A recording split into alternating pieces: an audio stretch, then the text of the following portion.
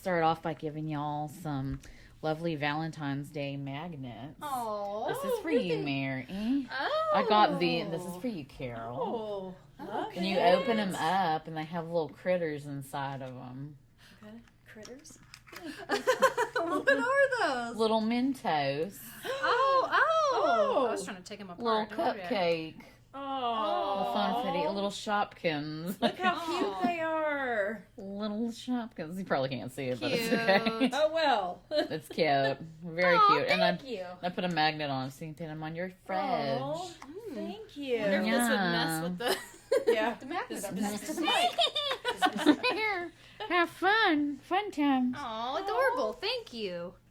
Be my Valentine. Oh, this is our 101, episode 101. Yay. I'm Emily Wooten. You know her. She's Mary Boom. I'm Mary Boom. Hi, hello. This is Freaks of a Feather Yes. podcast, and our special guest today is... Carol Price. I am Mary's mother. Yeah. Mommy. Carol. Glad to be on this podcast. I love it. Aww. Yeah. She influenced our Oklahoma murders Oh, yeah. episode She that we did. influenced us to commit the Oklahoma murder. Oh, Yeah, I'm kidding. she Exactly. she was the one that told us to do it. She's We didn't do it. Yeah. So we're settling into Valentine's Day season, you know. February 14th is just around the corner. If you don't have a Valentine like me, don't worry about it. It's okay. Carol and Mary are taken care of on that front. Yep.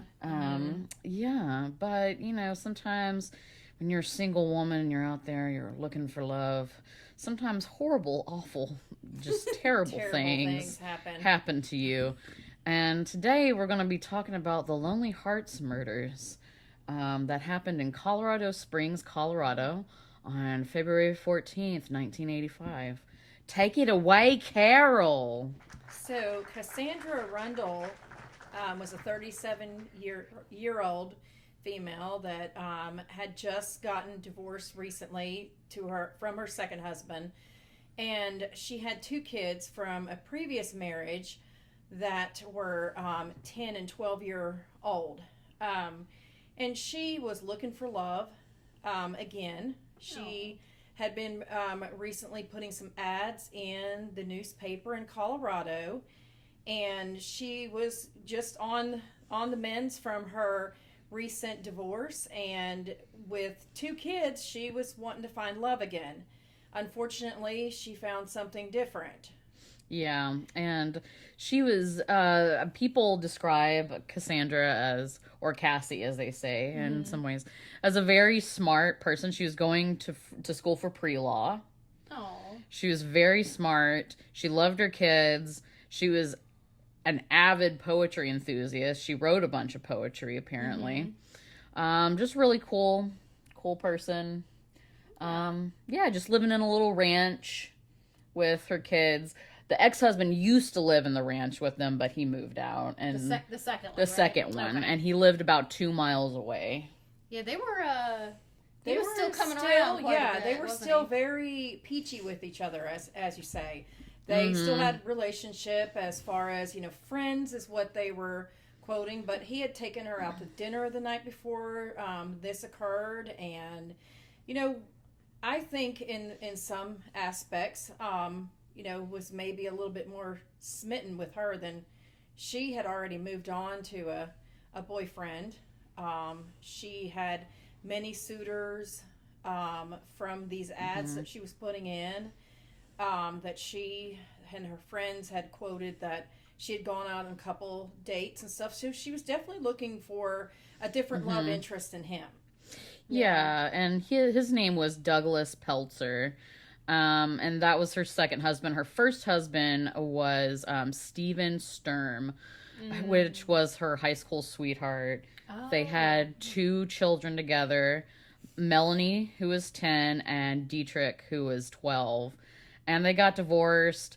Douglas Peltzer was her second husband, and by all accounts, he was kind of strange. He was eccentric. He was a tattoo artist. He would kind of wander around town and offer people free tattoos. Oh God. Apparently, he was a little weird, but they, by all means, were still really good friends. But, as Carol said, speculated maybe he still wanted a little something extra. On Valentine's Day of 1985, back in the age of innocence, I call it, 1985, before, they had all of the actual DNA analysis and everything. It's back when, people were, they'd walk the streets and they would just do things that you just don't do now at this time. Yeah, things like this make you a lot more cautious. Yeah. And that morning, he had told the police that he came over to give her a Valentine's Day gift. Now, there's been certain aspects of what the gift was. There has been certain different things saying that it was more related to candy and flowers, and then there was one that said that they had brought another gift that was like a record. So maybe something. I heard specifically it was a Creedence Clearwater Revival record that he was bringing. Good choice. Yeah. Down on the corner. Down the street. I slaughtered by And her 2 children to boot.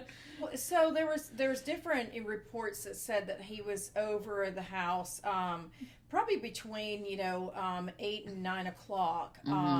There was a report that they seen the young boy Dietrich. One of the neighbors had reported seeing him in street clothes, which we'll go into why that was being mentioned here in a few minutes. But he was dressed he ready was to, dressed ready ready to go somewhere that day. Dietrich was, and he went out, and a neighbor seen him around 7, and he was just looking down the street as if he was looking for somebody. And then he went back shortly, didn't stay out there very long, but went back into the house, and was never seen again. Yeah, and now it's important to mention that Douglas Peltzer and Cassie, they both had keys to each other's houses. Okay. So when he doesn't hear from anybody when he's knocking, he goes around the back of the house and he lets himself in through the back door. And that's when he discovers a gruesome, just awful sight. Yeah. So the whole entire house is in disarray, as if there's been a struggle. And then he goes to Cassie's bedroom. And finds her on the bed, naked. Completely bludgeoned to death with what, he didn't know at the time would be a hockey stick. Apparently, she was raped and strangled. She had been tied up as well at some point during the attack. I read that she was strangled. She was strangled with a pair of pantyhose, a lamp cord, and a pair of pajamas were all wrapped around her neck. Yeah, she had went through some stuff, and then he had probably, from that point, went in, and the daughter, who was 10 at the time, Melanie, was found in her room. There had been a big struggle where Melanie had fought for her life. She was, beaten beyond. I mean, she fought though, because she had things around her room that were strung around. Like she had made an effort to, remain alive. But she had been raped too as well, strangled and beaten worse than the mother. Worse than any of them. Yeah, worse than pretty her much. skull was completely like almost it was really awful. The poor girl, she had went through it. Oh, God. And so this is interesting. I read that also they didn't figure out that she was sexually assaulted until they did the autopsy, because in her bedroom she was wearing her pajamas. Yeah, she had her PJs on, which is interesting because somebody took the time, because she was tied up, to pull her pants back up. Yeah, that's very interesting. Yeah. And but then they wanted to make it, maybe a little bit less, than leaving, like the mother was completely nude. She, of course, was only 10 at this time. Yeah. So, maybe they wanted to, hide that she had been. That she had been. Yeah, I don't know. Maybe hide, some of the motive, behind the attacks. Diedrich was found in his bedroom as well, still in his street clothes, but he was found with, head injuries, and a hockey stick that apparently was laying alongside his body when he was found. All of this occurred before 10:30 in the morning, when cops had been, basically all over the streets, and the neighbors and everything had seen, that they were out there. So before 10:30, this family, who had gotten up apparently early in the morning. Yeah, they've been going about their morning as usual. They made their beds, the house, other than that, they had somewhere to go that day. I'm guessing Dietrich got dressed because he was probably doing something like checking the mail or taking the trash out or something. And this is so sad. They said they found him face down, and in his pockets he had some folded up geometry homework, a stick of gum, some lip balm, and a fake dollar bill. So he's a little kid. So maybe they had school that morning. Maybe they had school, and they got through they were going to go through their day, and maybe she had mentioned that she had possibly some plans with maybe a friend that day. So they were getting ready for a regular day, like we would get ready for a regular day, but never made it out of their house. And apparently there was no sign of forced entry, so it was someone who they let in to the house, or they knew, or who could get in, right? But the children were also, it was found in autopsy that they died from strangulation as well. So yeah, Jesus. Whoever did this was they definitely had a lot of anger, a lot of anger.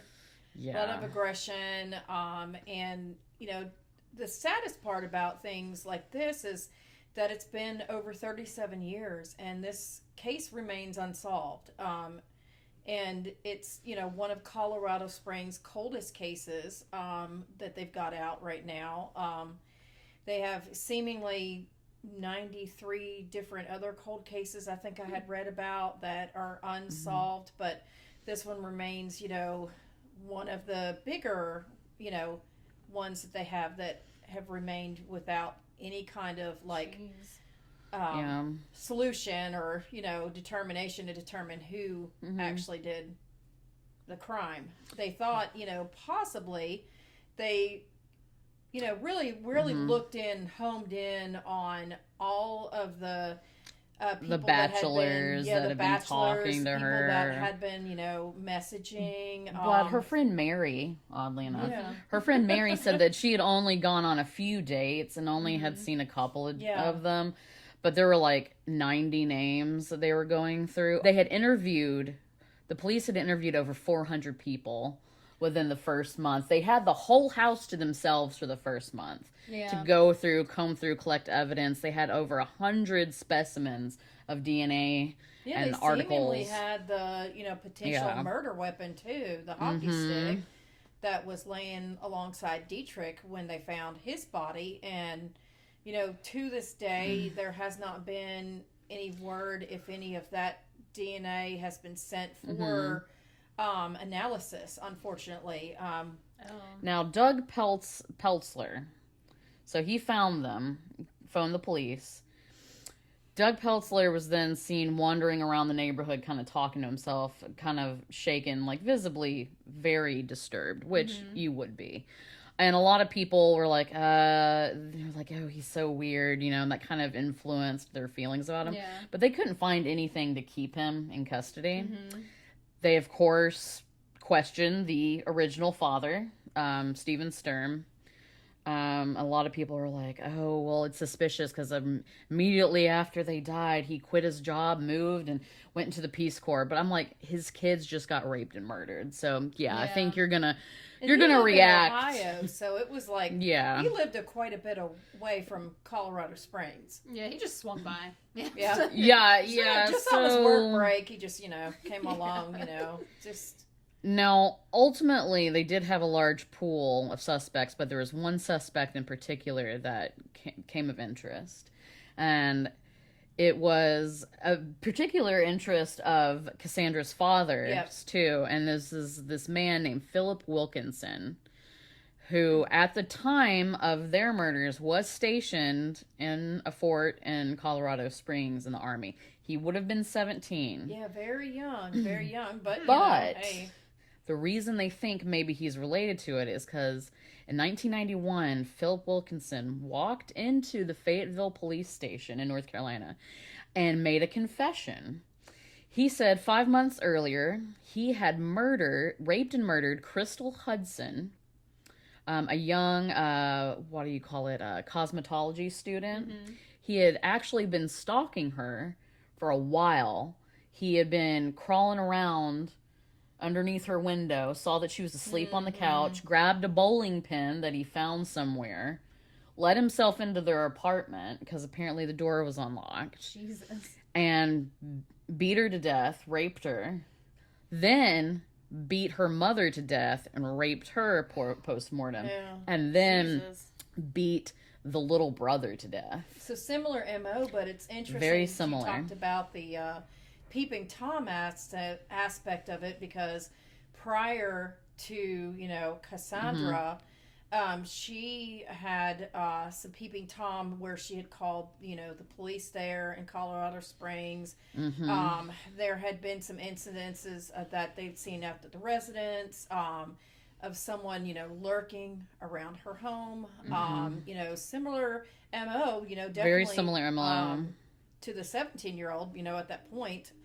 But, just to think that, you're 17, that you could do that. But, hey, I mean, we covered a girl on here who was 10 years old and murdered 2 5-year-olds. Yeah. So, it happens. It's sad to think that, that she would come to, her own demise on such a great, a loving day. And, it makes you wonder, is Valentine's Day really a loving day, or is it something that it's a day of the beast? Yeah, it's a day of the beast. Day of really sadness, unbridled and passion and sin. For this, mom to have to go on, want to go on with her life, and just get these things together, and then all of a sudden you're living in this quaint area, the Lillian area of Colorado Springs, which is. She lived in a rental near downtown. Was making, she was making her way, and for her life to, end and those so poor brutally kids. And tragic, and the kids and everything, and then not have answers. That's what's so sad about this. In my opinion, I think it definitely probably was Wilkinson. He was arrested in Colorado Springs for peeping, also around this time. Mm-hmm. So, I mean. He denies being involved in the Rundle and Sturm murders. Even after he's still alive. He's still alive. He's in prison on death row. He's 54. He's still alive. Yeah. He was going to be put to death, but he made an appeal, and now he's just been sitting on death row. So the fucker's still alive. So it's very possible that they're going to run some DNA and find out who it is. I think that they would come to a conclusion if they ran the DNA. The unfortunate thing about the DNA being that old, I mean, they can do a lot of things now that they, do with DNA. Hopefully they have enough of it that gives them more, not an inclusive, thing, but gives them, the determination that they're they have over 100 articles.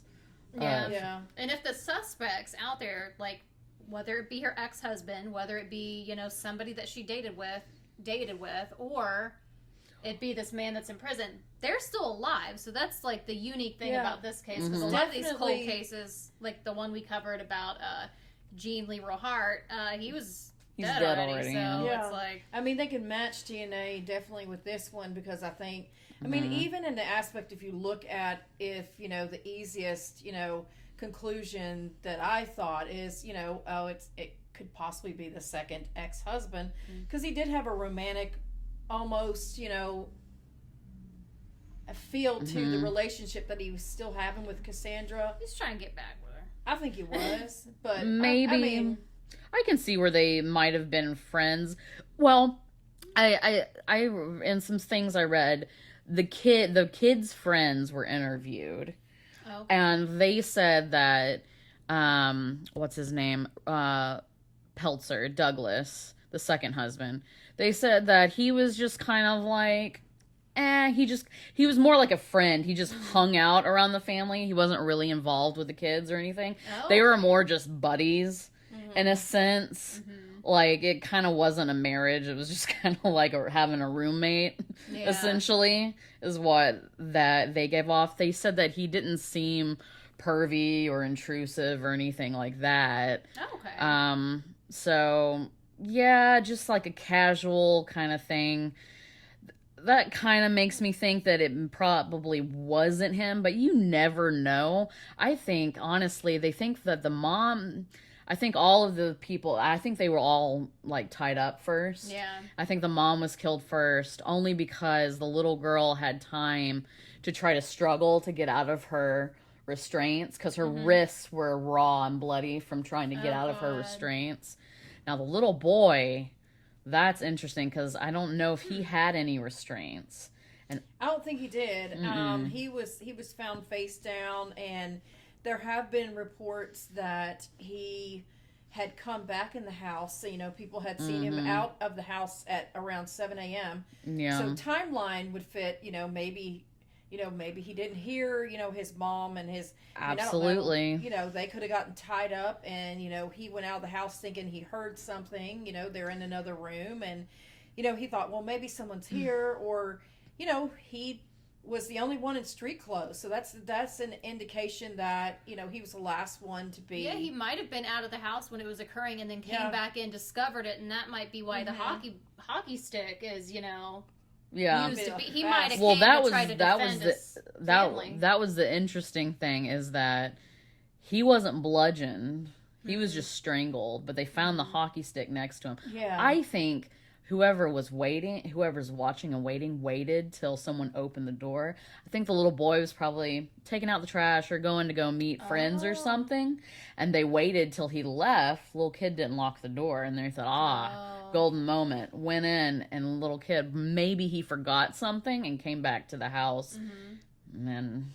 I think to say with the aspect of him just being strangled, they had also said in one of the asterisks that he had been hit with the hockey stick at one point too in his head. That he had head injuries. There's different pursuant to whether or not because we don't have an official report or anything.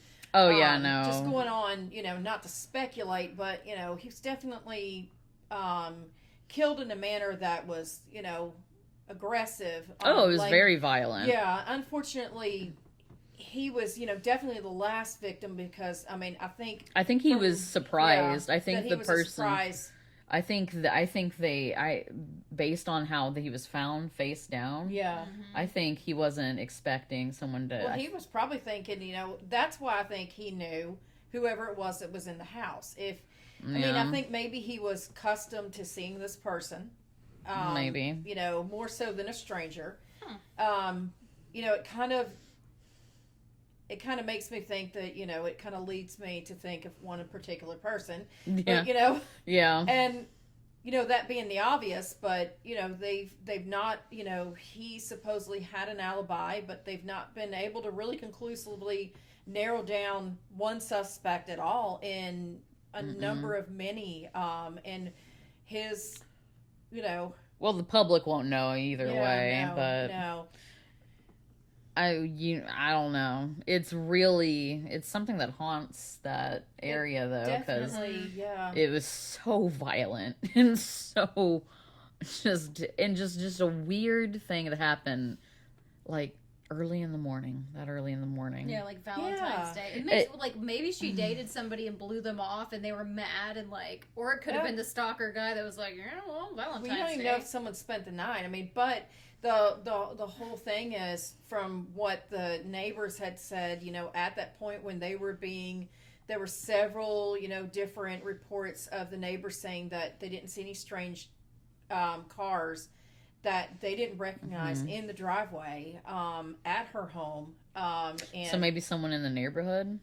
and yeah, I mean, Could maybe be. they walked on foot.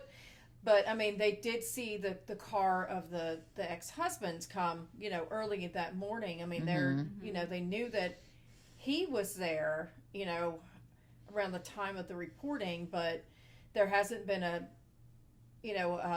thing that said that, he was there any earlier. So that might shed the light that, it might not have been him, in the aspect of timing wise, unless he, went in the back door and let himself in. Because the murders took place between 5 and 7 o'clock in the morning, and he was there at 8. So, I mean, it's kind of a short window. That Dietrich was last seen alive around 7. Oh, when yeah. he left the house. They had been murdered very recently because in the reports I read, the bodies hadn't gotten cold. They were still warm. There was not rigor set in. Because, of course, like, what's his name? Douglas checked to see if she was alive, and she was still warm. Yeah. So... Jesus. They had been murdered very recently, so that's another thing, and like he had a key, so suspicious too. It just makes you think, like, did he let himself in, and then or I mean, he could have stumbled upon, like, he could have gotten there, and then somebody took off out back, you know. Well, I'm thinking, like, if you ever read up on the Golden State Killer, what that guy would do is he would park like a couple of neighborhoods away and then walk on foot to wherever he had been stalking and then sneak in however he could. But Jesus Christ. I don't know. It could have been as easy as somebody pretending to be a utility person, like working on a line, being like, hey, can I come in? I need to fit, something as innocuous as that. I mean, but it's crazy. It's a crazy story, and it's terrifying. And yeah, it is. Just and I come across looking at true crime, that is just, I mean, unfortunately, I mean, I would love to be able to solve any true crime out there. I mean, I think it's just one of those things that you see, and it's just so depressing to think that, these victims and stuff don't have, I mean, we have to be their voice in a sense. I think that people, that someone knows something more than, and they could just speak up and say, hey, just to give these people peace. I mean, it's sad that, nowadays, I mean, they're finding more and more with genealogy, which is amazing. I think that could be a good thing to, like, maybe make a final, give these people final resting, give them peace in their final closure, closure, and their some family dignity. went through all of that, and they went through all these years, and they're all deceased. So now there's awful. In that forum, there's not someone saying, hey, I need answers. Hey, I need answers. I think that the podcast that came out in like 2020, I think it had been like at least 35 years at that point. So we're talking 37 plus years that they're solving cases with genealogy and DNA now that are 50 or more years, cold. Yeah, I mean, they have plenty of evidence. Yeah, I think in this case, I think they'll be able to narrow it down. There would be a good, I wonder if Cassandra's sister, because she had a sister, right? She's now, her sister's now deceased. But I wonder if her sister ever had children that are still alive. Because that would, I would want to be, like, on haven't top of seen that. anything on that was actually reported or anything. Because I think that they kept the family. I know that the dad, looked into, the possibility of the Wilkinson, that was where they were leaning on to that and I think he, went to his final resting place thinking that was who had killed his daughter and his grandkids. I think it's a good lead. I think it's probably a good lead. Yeah.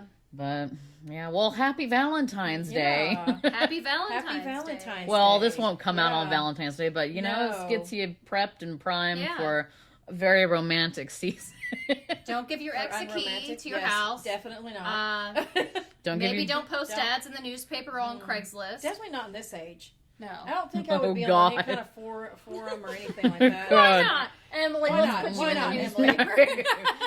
Emily, who is, single, but not wanting to mingle like that. Not wanting to mingle like that. No, thank you. Well, the video died, but Yeah. Yeah. we love y'all. Thank you for listening, and Yeah. we will see you next time. Thank you for being on the podcast, Carol. Yes, Oh, thank you. Thank you for having me. Had a lot of fun. Very good. Yay. Bye. Bye.